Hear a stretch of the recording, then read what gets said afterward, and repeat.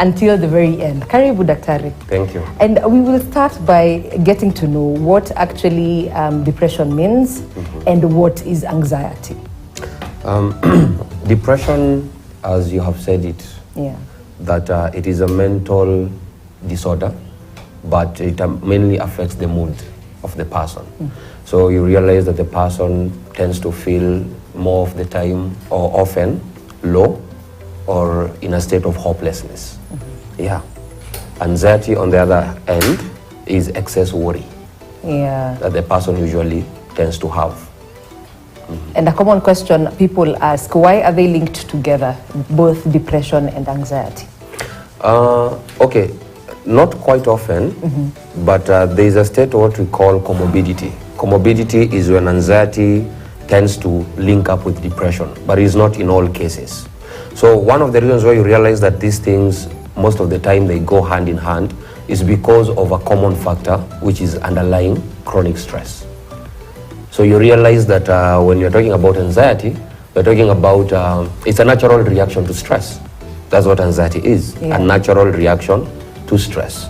But now when it reaches to a certain point whereby it becomes excess or in excessive, then now it begins now having impairment in your normal day-to-day life. So on the other hand now, when now you come and realize there are things you cannot achieve, because of now you are, the worry is excess, and then now it makes you reach to a point whereby you are nervous.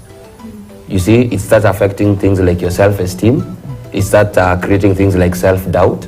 So all these things at the end of the day now begins also to affect you. So you realize that now depression also starts kicking in. So most of the time that is why we call them comorbid. Okay. Yeah. But let's talk about you, Irene, and what did you go through? You can give us your experience. That's a laugh. That's a laugh. Actually, now I'm like, okay, where do I begin? There are so many problems. Oh, no. But anyway, so for me, I was diagnosed with severe depression and anxiety disorder in 2015. Okay. It manifested itself in a very interesting way. I used to experience a lot of like trembling, shaking, self-doubt. It had reached a point like I ended up like I would drink alone, you know, or I would find myself just isolating myself at home. And I used to be a very social, I was a social butterfly. Yeah. So now when I found myself starting to isolate, I was like, oh, I'm actually maturing. Now I don't need to go out. Now I'm fine. But little did I know that it was the condition. And then my body crashed in June.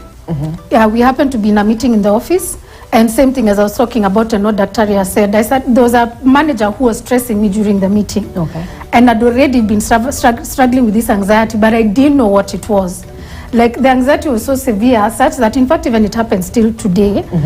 Like if I'm taking a passport photo, I shake. You can't stay still. I can't stay still. And I never understood what was all that about. But later now I got to find out that it was now the anxiety bit. And also what I got to learn was that I actually started developing the depression and anxiety in 2008. Because I remember in 2008, I started asking myself, what changed in me?